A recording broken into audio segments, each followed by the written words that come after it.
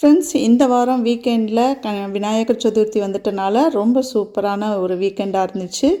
இந்த வீக்கெண்டில் என்னென்ன வேலைகள் பார்த்தோம், என்னென்ன திங்ஸ் அரேஞ்ச்மெண்ட்லாம் நடந்துச்சு அப்படின்ட்டு கொஞ்சம் பார்க்கலாமா? இந்த செல்ஃப் வாட்டரிங் பாட்டு வந்து நான் அமேசான்லேருந்து ஆர்டர் பண்ணி வாங்கியிருந்தோம். வீட்டில் வந்து எனக்கு மணி பிளான்ட்டு உள்ளே எல்லாம் அங்கங்கே க்ரீன் கலரில் வைக்கும் போது ரொம்பவே அழகாக இருக்கும். அதுவும் கிச்சனில் நான் ஆல்ரெடி ஒரு ஒரு இந்த மாக்கல் சட்டி அப்படின்னு சொல்லுவோம், அதில் வந்து நான் போட்டு வச்சுருந்தேன். ஸோ அது நாளாயிட்டனால ரொம்ப ஒரு மாதிரி பழசாயிடுச்சு. ஸோ வீட்டில் அந்த மேடையில் வந்து ஏதோ கொஞ்சம் லைவாக இல்லாமல் இருந்துச்சு.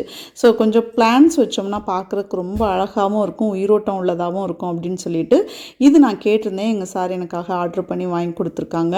ஸோ இதை எப்படி செட் பண்ணுறது அப்படிங்கிறத இந்த வாரம் பண்ணிடலாம் அப்படின்னு சொல்லிட்டு நம்ம வந்து மணி பிளான்ட்டு, சக்குலண்ட்டு இதெல்லாம் வந்து இதில் பிளான் பண்ணி கொடுத்துருக்காங்க.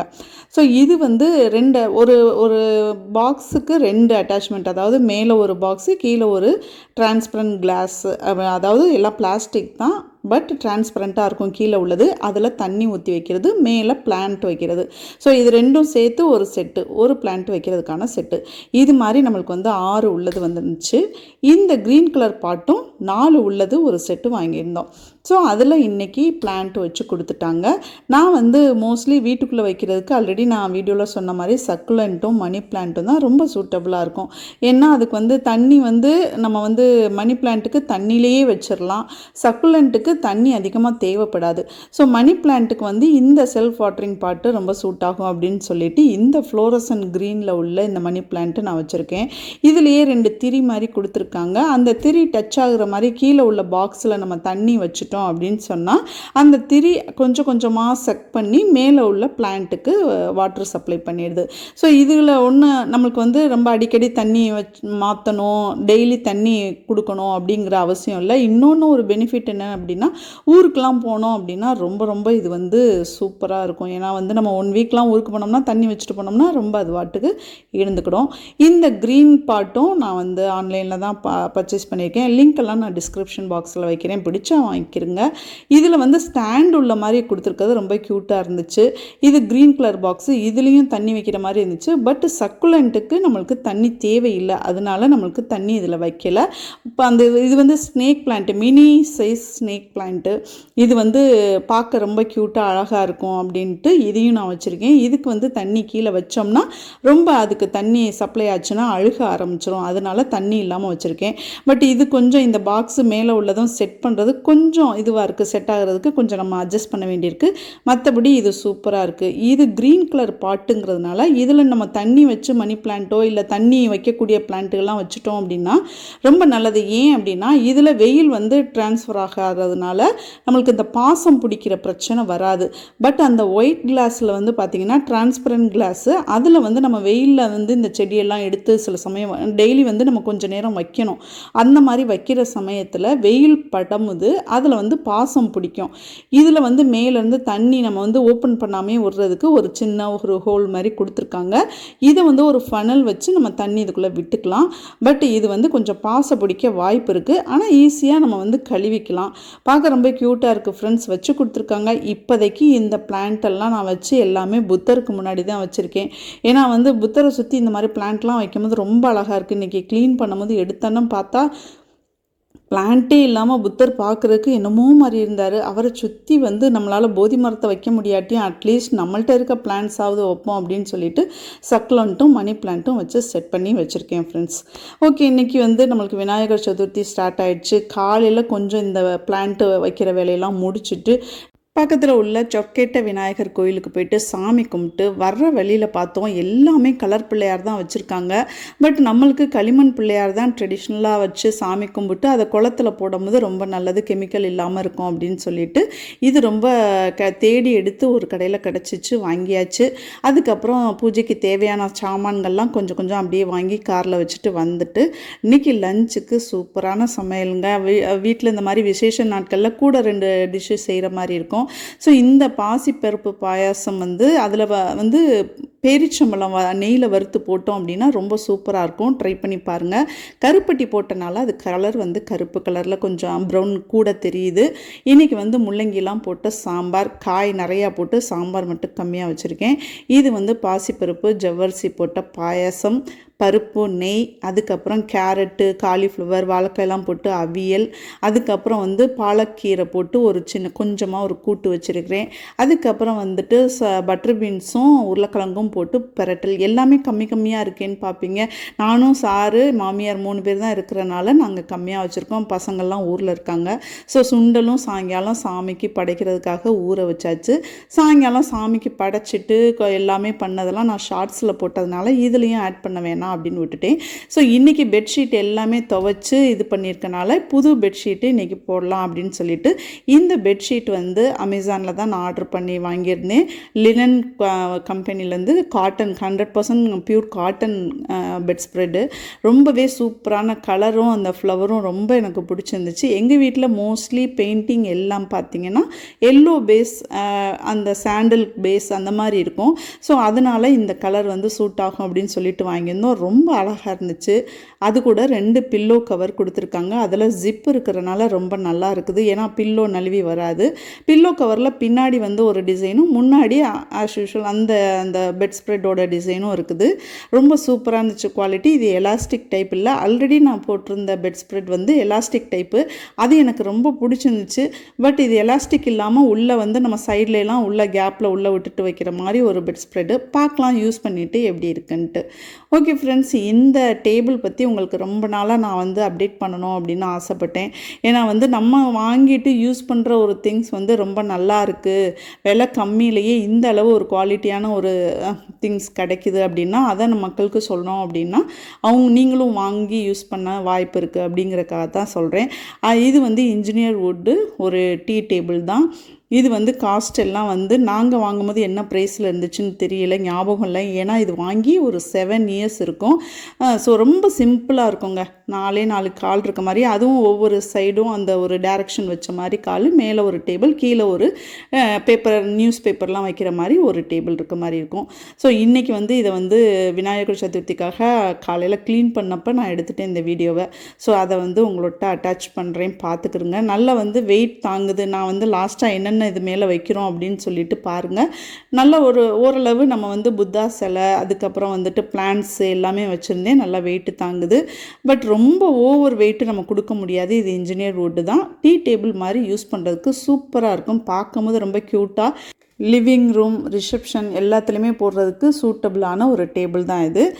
நான் ஒரு 7-8 வருஷமாக யூஸ் பண்ணிட்டு தான் சொல்கிறேன். ரொம்ப நல்லாயிருக்கு ஃப்ரெண்ட்ஸ். வெயிட்டு ஓரளவுக்கு நம்மளுக்கு வைக்க முடியுது. சிம்பிளாக நல்லா இருக்குது. கீழே நியூஸ் பேப்பர்லாம் வாங்குறவங்க இருந்திங்கன்னா அதெல்லாம் நம்ம வந்து அரேஞ்ச் பண்ணிக்கலாம். ஃப்ரெண்ட்ஸ், இந்த பூ வந்து நான் போன வீடியோவில் நான் லாஸ்ட்டில் காமிச்சிருந்தேன். இந்த பூ வந்து என்ன பூன்னு பார்த்தீங்களா? நிறையா பேர் பார்த்துருப்பீங்க, சிலருக்கு இப்போ தெரிஞ்சிருக்காது அப்படின்னு சொல்லிட்டு. இது வந்து ட்ராகன் ஃப்ரூட்டு. இந்த செடி பார்த்தோன்னே நிறையா பேருக்கு தெரிஞ்சிருக்கும். நிறையா இப்போ எல்லார் வீடுகள்லேயும் வச்சு வளர்க்குறாங்க. ட்ராகன் ஃப்ரூட்டு கொஞ்ச நாளாக தான் நம்ம ஏரியாவில் ரொம்ப ஃபேமஸ் ஆகிட்டுருக்குது. அது என்னன்னு தெரியல. நிறைய இப்போ வந்து வெளியில் உள்ள பழங்கள், நம்ம பழங்களை தவிர இந்த dragon fruit, avocado, strawberry, blueberry, அதுக்கப்புறம் கிவி அப்படின்னு சொல்லிட்டு எல்லாமே வெளி ஃப்ரூட்டு இப்போ நிறைய இங்கே ஃபேமஸ் ஆகிட்டு இருக்குது. அதில் இந்த சத்து இருக்குது, இதில் அந்த சத்து இருக்குன்னு சொல்லிட்டு ஃபேமஸ் ஆக்கி விட்ருக்காங்கன்னு நினைக்கிறேன். இந்த செடி வந்து நம்ம வீட்டிலேயே வச்சு வளர்க்குறதுக்கு ஏற்றதாக இருக்குது. நாம் ஒரு ஸ்டிக் அந்த செடி வாங்கி வச்சோம் அப்படின்னு சொல்லிட்டுனா அது இல்லை, அந்த விதை வந்து அந்த நம்ம பழத்தில் உள்ள விதையை விழுந்துச்சுனாலே அது முளைச்சிரும் செடி அப்படிங்கிறாங்க. ஸோ எங்களுக்கு ஒரு செடி கிடச்சிச்சு, வச்சு வளர்த்தோம். அதோட பூ தாங்க அவ்வளோ ஒரு க்யூட்டாக அழகாக இருந்துச்சு. அது வந்து ஈவினிங் டைமில் தான் பூக்குது. நைட்லாம் இருந்துட்டு காலையில் திருப்பி சுருங்கிடுது. அவ்வளோதான். ஈவினிங் செட் ஆன பிறகு தான் அது வந்து பூக்குது. இந்த பிளான்ட்டில் பூ வந்துட்டு அதுக்கப்புறம் இதெல்லாம் குரங்கிட்ட இருந்து காப்பாற்றி அதில் ஒரு குட்டி பழம் வந்து அதை பழுக்க வச்சு எடுக்கிறதுக்குள்ளே பெரும்பாடு. ஏன்னா வந்து குரங்கு எங்கள் ஏரியாவில் ரொம்ப ஜாஸ்தி. ஸோ எந்த செடி மரம் இருந்தாலும் அவங்களுக்கு தான் ஃபஸ்ட்டு எல்லாமே. அதுக்கு அவங்க சாப்பிட்டது போக மிச்சம்தான் நம்மளுக்கு அப்படிங்கிற மாதிரி. பட் ஏதோ ஒரே ஒரு பழம் மட்டும் நம்மளுக்கு தப்பிச்சிருச்சு. வெளியில் நம்ம கடையில் வாங்குற அளவுக்கு பெருசாக பழம் வரல. நம்ம வந்து உரம் அதெல்லாம் எதுவும் போடல. நார்மலாக பிளான்ட்டு வைக்கும் போது தொட்டியில் வந்து நம்ம கொஞ்சமாக இந்த கோகோ பீட்டு அப்புறம் செம்மண் உரம் இதுகெல்லாம் போட்டு வச்சது தான். பழம் ரொம்ப குட்டியாக வந்துருந்துச்சுங்க. ஆனால் டேஸ்ட்டு செம்மையான டேஸ்ட்டாக இருந்துச்சு. இதுக்கு வந்து நம்ம மொட்டை மாடியில் தான் வச்சுருக்கோம். இது கீழே தரையில் வச்சா ஒரு வேளை நல்லா பெருசாக நல்லா பழம்லாம் வருமா அப்படின்னு தெரியலை. ஆனால் ஸ்வீட்டு ரொம்ப சூப்பராக இருந்துச்சு. அடுத்தடுத்து பழம் எந்த அளவு வருதா என்னங்கிறது தெரியலை, பார்க்கலாம். சாட்டர்டே இப்படியே ரொம்ப நல்லபடியாக விநாயகர் சதுர்த்தியோடு முடிஞ்சிருச்சு. மறுநாள் சண்டே மார்னிங் எப்போதும் போல் கஞ்சி கருவாடு எல்லாத்தையும் வச்சு ஸ்பெஷலாக சூப்பரான சாப்பாடு சாப்பிட்டாச்சு. லஞ்சுக்கு மட்டன் வாங்கியாந்து செய்ய ஆரம்பித்தாச்சு. இந்த இலை, அன்னாசிப்பூ, அதுக்கப்புறம் இந்த கல்பாசி இதெல்லாம் தனியாக என்றைக்காவது ஸ்மெல் பண்ணி பார்த்துருக்கீங்களா? ஒரு ஸ்மெல்லும் இருக்காது. ஆனால் இது போட்டால் தான் குழம்பு கறி குழம்புலாம் வாசமாக இருக்கும்னு சொல்கிறாங்க. எப்படி தெரியுமா? இதை நம்ம எண்ணெயில் போடும் போது தான் அதோட அந்த வாசம்லாம் வெளிப்படும். இது நார்மலாக இருக்கும் போது அதில் எந்த வாசமும் இருக்காது. ஸோ எண்ணெயில் போட்டு நல்லா கொஞ்சம் அந்த எண்ணெயில் அது பொரியிற மாதிரி நம்ம பண்ணும் போது தான், கருக விடக்கூடாது, லைட்டாக செவக்கிற மாதிரி பண்ணும் போது தான் அந்த ஃப்ளேவர் வெளிப்படும். அதே மாதிரி நம்ம வதக்கும் போது இந்த இஞ்சி பூண்டெல்லாம் வாசம் போகிற மாதிரி வதக்கணும் அப்படிலாம் சொல்லுவாங்க. இதெல்லாம் எதுக்கு நான் சொல்கிறேன் அப்படின்னா, ஸ்டார்டிங்கில் எல்லாமே நம்ம சொன்ன மாதிரி தானே செஞ்சோம். ஆனால் குழம்பு டேஸ்ட்டாக இல்லை, அம்மா வைக்கிற மாதிரி தானே வச்சோம், அந்த மாதிரி டேஸ்ட்டாக வரலையே அப்படின்னு நம்ம நினைப்போம். நம்ம செய்கிற சின்ன சின்ன விஷயங்கள் என்ன அப்படின்னா, கொஞ்சம் எண்ணெய் ஒரு கரண்டி நான்வெஜ்ஜுக்குன்னா கூட விடணும். இந்த மாதிரி நம்ம மீடியம் ஃப்ளேமில் வச்சுட்டு கொஞ்சம் நல்லா வதக்கணும். எண்ணெய் பிரியணும். அதுக்கப்புறம் நல்லா மிளகாத்தூள் அந்த மல்லித்தூள்லாம் வாசம் போகிற வரையும் நம்ம கொதிக்க விடணும். அப்புறம் குழம்பு அமர்த்த போகிறதுக்கு முன்னாடி எப்படின்னா, நம்ம அந்த எண்ணெயெல்லாம் பிரிஞ்சு மேலே குழம்புல தெளிஞ்சு நிற்கும். அப்போது தான் நம்ம குழம்பு அமர்த்தணும். இந்த சின்ன சின்ன விஷயங்கள்லாம் தெரியாமல் நம்மளுக்கு அடி பிடிக்குது, அப்போ நம்ம டக்குன்னு தண்ணியை ஊற்றி கொதிக்க விட்டுருவோம், குழம்பு கரைச்சி ஊற்றிடுவோம் அப்படின்னு சொல்லிட்டு நம்ம அவசர அவசரமாக சில விஷயங்கள் பண்ணுறதுனால தான் அந்த டேஸ்ட்டு நம்மளுக்கு அந்த ரியலாக கிடைக்க மாட்டேங்குது. இதெல்லாம் நான் பண்ண தவறுகள். அந்த மாதிரி இருக்கக்கூடாது அப்படிங்கிறக்காக தான் உங்களுக்கு நான் சொல்கிறேன். ஸோ வெள்ளைப்பூடி இஞ்சியெல்லாம் போட்டோன்னே ஆயில் அந்த சட்டியில் கொஞ்சம் நேரம் பிடிக்கும் ஒரு மாதிரி. அப்போ நம்ம மீடியம் ஃப்ளேமில் வச்சுட்டு இல்லை சிம்மில் கூட வச்சுட்டு கொஞ்சம் நேரம் அந்த நல்ல ரா ஸ்மெல் போகிற அளவுக்கு நம்ம வதக்கி விடணும். அதுக்கப்புறம் தக்காளி போடுறப்ப இப்போ உள்ள தக்காளி சுத்தமாக அது மசியவே மாட்டேங்குது. அது நம்மளுக்கு சோதனை காலம்தான். ஆனால் வேறு வழி இல்லை, அது மசிஞ்ச உடனே தான் நம்ம குழம்ப கரைச்சி ஊற்றணும். அது ஈஸியாக மசிகிறதுக்கு உப்பு போடுவாங்க. அது கூட கொஞ்சம் மஞ்சள் தூள் போட்டிங்கன்னா இன்னும் சீக்கிரமே அது மசியும். ஸோ கொஞ்சம் நேரம் நம்ம சிம்மில் பொறுமையாக தான் நம்ம பண்ணணும். இந்த பொறுமை இல்லாத தனம் தான் ஃபஸ்ட்டு உள்ள அந்த குழம்புக்கெல்லாம் அந்த ஃப்ளேவர் இருக்காது.